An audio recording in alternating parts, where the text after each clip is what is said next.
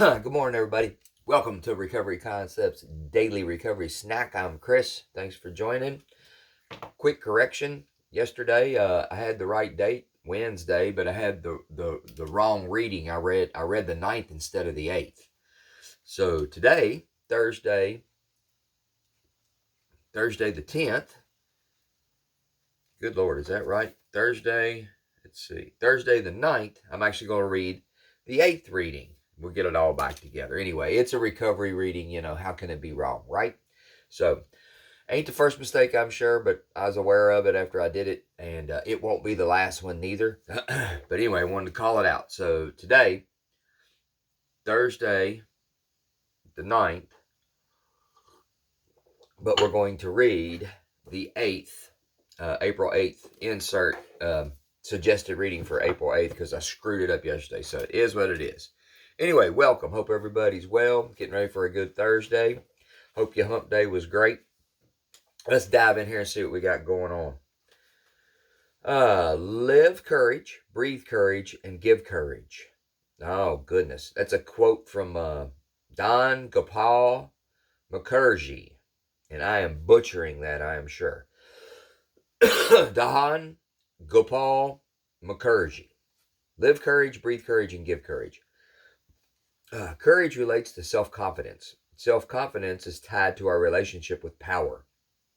As we attached more and more to alcohol, drugs, and self-defeating behaviors, we lost power. We lost the courage to face the world and others. We ran deeper and deeper into the black hole of our addiction. Fear was chasing us. It was hard to face what we were becoming. Recovery asks us to attach to spiritual principles, to place principles before personality, to practice these principles in all our affairs. Why? First, because they keep us sober, but also for the power these principles hold. They have power beyond our knowledge. As we let their power into our being, we become more powerful.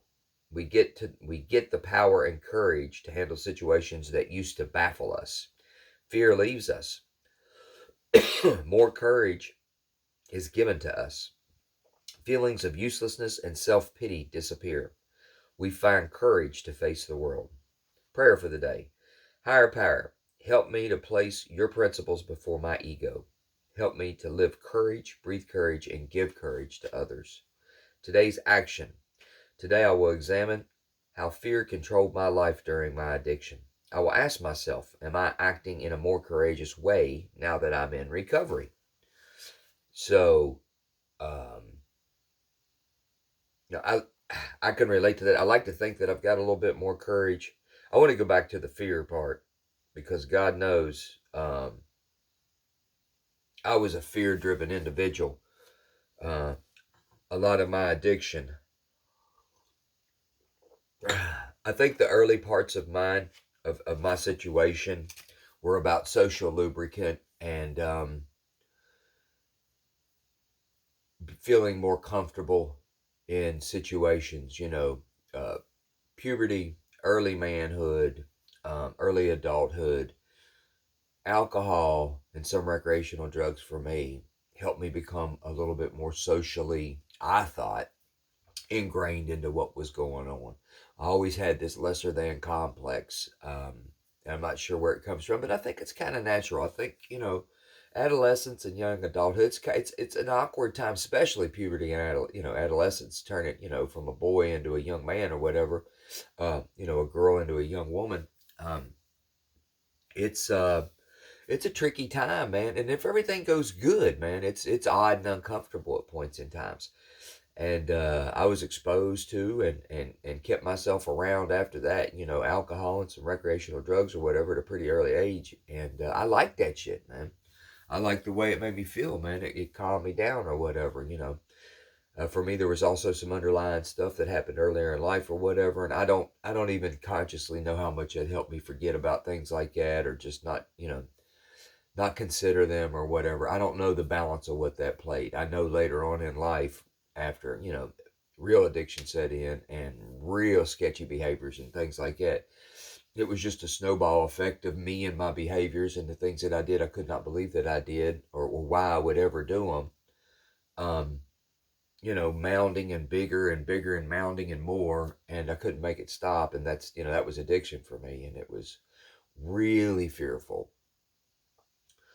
During the addiction time for me, I heard a buddy of mine say it one time, man, he nailed it, man. I was an egomaniac with an inferiority complex.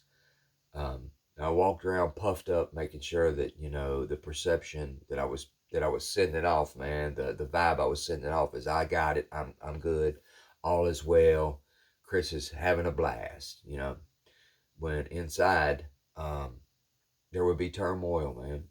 There would be toxicity. There would be disdain, man. There would be, confusion.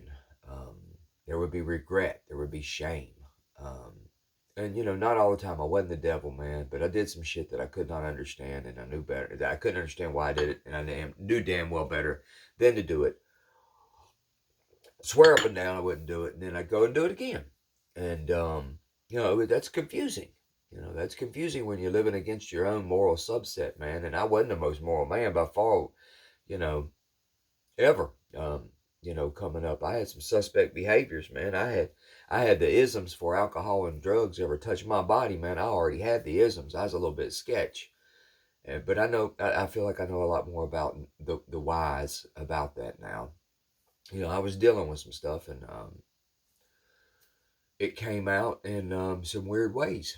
Um, and that's okay. I cut myself a break and give myself grace today. Accept grace today. Excuse me. I accept the grace given to me today, and just try to understand a little bit more about me, and more complex. I try to make sure that I don't repeat these things. And at the very base level, in the cellar, in the absolute cellar of the whole thing, man, is to keep alcohol and drugs out of my body. Because if I don't get the bottom right, the top comes crashing down. That's just the way it is. Um, but I can understand clearly the fear and courage thing as far as I'm concerned with, being riddled with it, man. I wouldn't tell you that, man, because I wanted to make sure that nobody thought that I was having trouble, and that I exuded, owning the shit, whatever the shit was, whatever was going on. I was owning it, man. I was taking care of it. I was hanging on to it.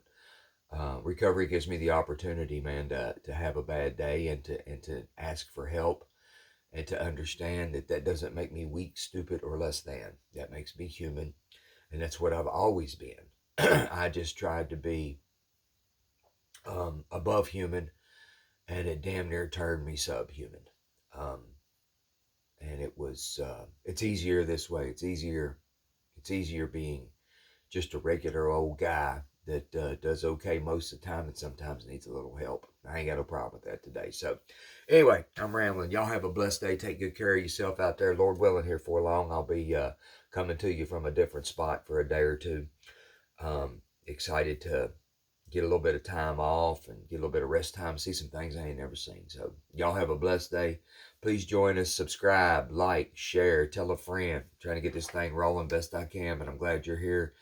Thank y'all. Take care. See you tomorrow. Bye-bye.